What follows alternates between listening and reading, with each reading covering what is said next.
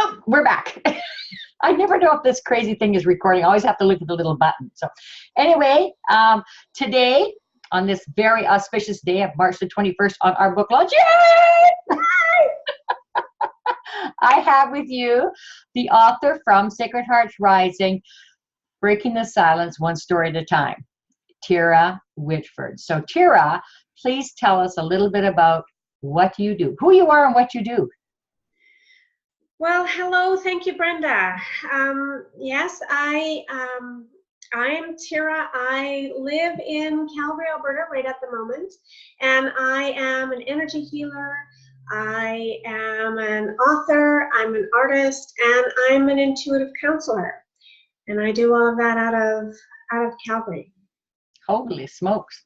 Well, I can attest to the fact that I have used Thyra when I had to have cellular release from getting the rest of the trauma out of my body after sharing my story. And Thyra was the one who said, this is what I can do. But actually, the story actually went like this. I had never met Thyra. I phoned her and I just left a message for her to call me. And so Thyra calls me and I'm not really sure what I'm going to do. And she says, well, how can I help you? And I turned around and I said, how can you help me? And Thyra just gave this whole big list of all of the stuff. And I said, okay, when can we meet? Thyra's that good. Like really, that was my funny story about how I actually met you is, yeah, you lay it on the line, girl, and I'll see if it works for me.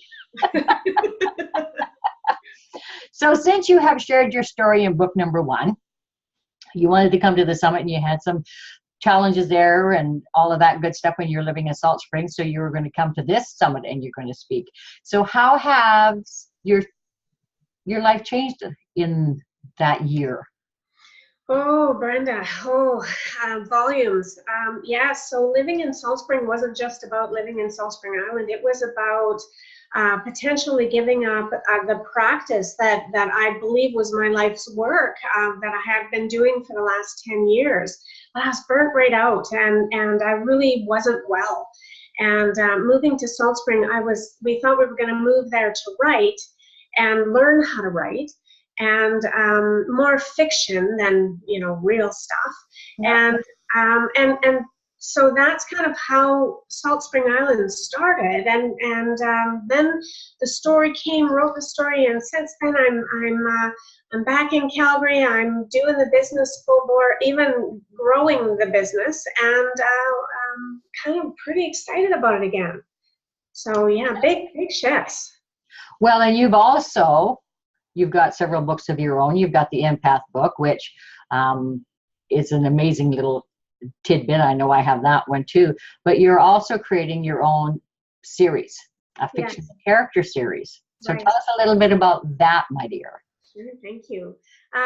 So this is, it will be a story based on a young woman who is completely gifted. She can see things that other people can't see, and feel things and know things, and she comes to the planet to as a human to kind of go through huge adversity.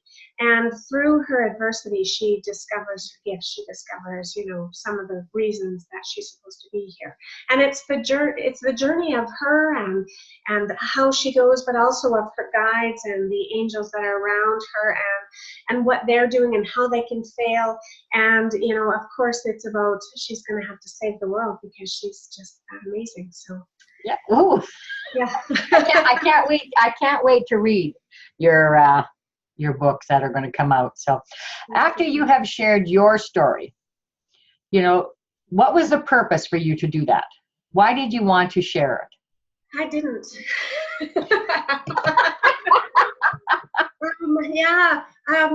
I remember that fateful day, Brenda, when you phoned me and you said, hey, I'm doing this. And I remember talking to you and thinking like, wow, this is such a great platform for her. And I want to get on board and I want to support her because I just love you. And so, yeah, I'm going to write this story. And afterwards it was like, what did I do? Like, what am I going to write about? Nobody wants to know what I have to say, right? So I didn't really have a purpose, and I didn't even know what I was going to write about until quite a ways into the program. And I'm not a procrastinator, so as soon as I signed up, I was starting to write.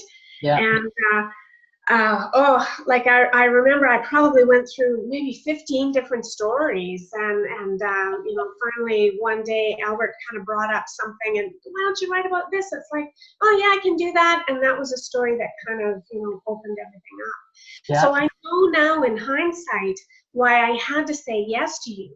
But in the moment, you know, it was just, I just love you, and I just need to kind of, you know, do whatever I can to get this thing, you know, off and running. But now I get it.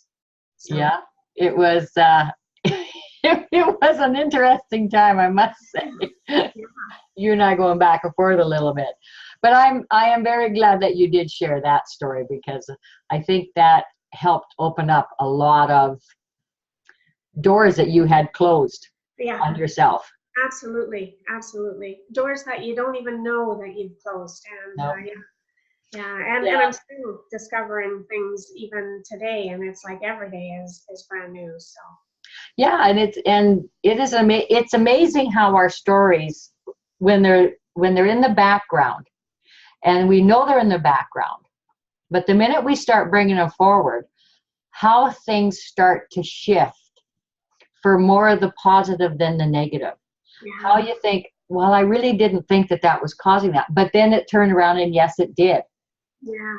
So it is quite an amazing journey for a lot of people when they write it, as to where they're going with it, because nobody has any idea what their journey is going to be.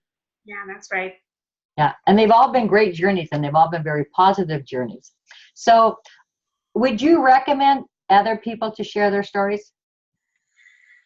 Yeah, you know, I would. And if you'd have asked me this 6 months ago, I might have said no. But yes, absolutely, I would, because I liken it to a jar of poisonous gas. So you've got a jar of poisonous gas that has a little crack in it. And that jar, you don't know what to do with it. So you try to hide it, but you've only got your house to hide it in. So you try to put it in the basement. But when you put it in the basement, your furnace actually, you know, puts that poisonous gas all through the house. So you take it out of the basement and you try to put it in the kitchen cupboard. But of course, eventually that gas gets everywhere, and it's so toxic, so toxic, and you can't get away from it. Every time you try to hide it, it's almost like we make it worse. And as soon as we can allow ourselves to grab hold of the jar, understand that it's a poisonous jar, and that other people are going to be seeing us holding this poisonous jar, and we put it someplace like an outside where it can ventilate, where we can get away from it and make it make sense. Mm-hmm. Now we've got some power. But while we're still trying to stuff it, that's when the body gets sick. That's when things don't make sense. That's when doors close. That's when when you're not really quite yourself, but you're learning and you're growing, and nothing can be as hard once you open that gaseous jar to the public. Nothing can be as hard for you as it was holding on to it, because it'll disperse. It won't hurt anybody else. No, and that is true. Like, you know, we have a tendency to hang on to our stories for a multitude of reasons, right? Guilt or shame or fear, or I don't want to hurt this person, or I don't want to do that. And it really has nothing to do with anybody else except yourself. That's right. Yeah. And giving yourself some slack and saying, I deserve much better than this, and literally taking the jar and getting rid of it. And, you know, there's been so many studies now that people who have been abused in their childhood suffer illnesses in their later years based on the cellular memory that our cells are still hanging on to from that trauma. And I mean, I know that I had, you know, kidney webs on my kidneys, whatever the heck that is. And, you know, I had vertigo, and I had, you know, it was unbelievable, the different things that kept coming up for me, until somebody said to me, it's not, you have no medical issues. What is happening to you is all cellular. Your cells are remembering. And I had cleared out my brain, and I had cleared out all of that sort of stuff, but I had no concept of cellular release. Yeah, the body's amazing. The body is it's a beautiful vessel that will hold on to everything that we need until the time is right, and until we have enough tools around us to make it make sense. Yeah, yeah. If it holds good memories, it holds bad memories too. Right. Yeah. Yeah, that is for sure.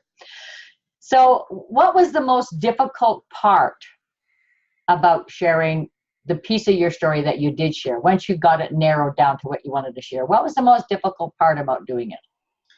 There's two. The first one was, of course, like my repressed memory actually opened during this process. So I'd known for many years that I had something that had happened, but while I was writing this story, it actually opened. And when a repressed memory opens, it's just like you've been there, and like you're right there, and you know, so that was kind of tough. And then you got to kind of heal through that and grow through it and figure it out and make it make sense, and feel the trauma, and honor your trauma, like honor the trauma, but then not stay there.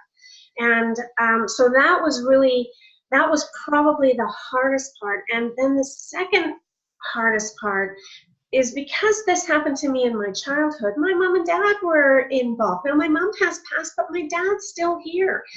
And although this didn't directly have anything to do with him, he was in the story. And because I wrote it when I was still raw, you know, some of that stuff kind of got in there. And when I just read it, I wasn't able to read it until last night. And this is like a year later, I wasn't able to read it again until just coming onto this. Yeah. It's not as bad as I thought it was, but in my mind, it was like, oh my goodness, if anybody ever tells him, or if he ever reads that story, oh my goodness, and I just whipped myself crazy, just feeling ridiculously guilty about sharing a story that has nothing to do with him. Yeah. So, those were the two things that were the toughest, and every day I'm getting over it. So. Yeah, that was the same for me. It was, you know, my mom had already passed too, and my dad is still alive. But yeah, it had nothing to do with them. Your story has everything to do with you. But sometimes you create things bigger than what they can be. Yeah. You know, and yeah, it's not easy sharing those types of stories, but they're so necessary in order to move past them. And I look at my life now versus before I shared my story, and it's a very different life than what I had before. So yeah, sometimes you got to walk those difficult roads in order to get to some place that's a little bit nicer than what it has been. Well, and I think what happens, Brenda, is that, like, holding on to those memories and those, like, that in itself makes us incredibly strong, just to hold on to that. And we hold on to it like it's gold. Yep. And because we don't want someone else to know, or we don't want to hurt someone else, or we don't want whatever that is. And doing that actual act makes us so incredibly strong that it's like we can endure anything else once it goes out there, even though it's tough, even though, you know, families might react. For me, it was emotional. For some people like you, it was family. It's emotional too for everybody. Yeah. But even though those things happen, we're strong enough, because we've just become so strong in just having to endure that story and having to Yeah. understand it and having to make it make sense, bring it out. You know, we are so strong. I don't believe that anything after a story releases from us is as difficult, is as hard as it is to hold on to it. No, that's true, because it takes so much energy to keep it bottled up, to keep it at bay, you know, so that it doesn't override everything. But in reality, it does. It's insidious. It does override everything in your life until you decide to look at it and, you know, acknowledge that it's there, accept the fact that it's there, yeah, and embrace the fact that it's there. But it is extremely difficult to hang on to it than it is to release it. Like, you know, like now I look back and I can write away and I can talk about all of the stuff that has happened, and I have no emotional charges. I have no connection to it whatsoever. It's still in my past, you know, but it's just there. It's not growing. It's not pulsating. It's not doing anything. It's just like any other thing that's in my past. So that in itself is an amazing feeling, to know that you can think about it or talk about it or share it and not feel sweaty palms and dry mouth and your heart palpitating and, you know, and you're just like flush and sweaty and yeah, it's an amazing feeling. Yeah. So, my dear, I thank you very much for being with us today, and we are looking forward to having you at the summit and speaking. It's going to be a lot of fun. It's I am so excited, so excited. So, yeah, it's going to be fun. We're going to be all giddy. It'll be great. It'll be great. Anyway, well, you take care, my dear, and we shall talk to you soon. And thank you very much for sharing your story and helping create the change. Thank you, Brenda. Thanks for creating the platform for women like me and anybody who's had kind of yuck happen in their lives, so that they can help to heal. So thank you. Thank you very much.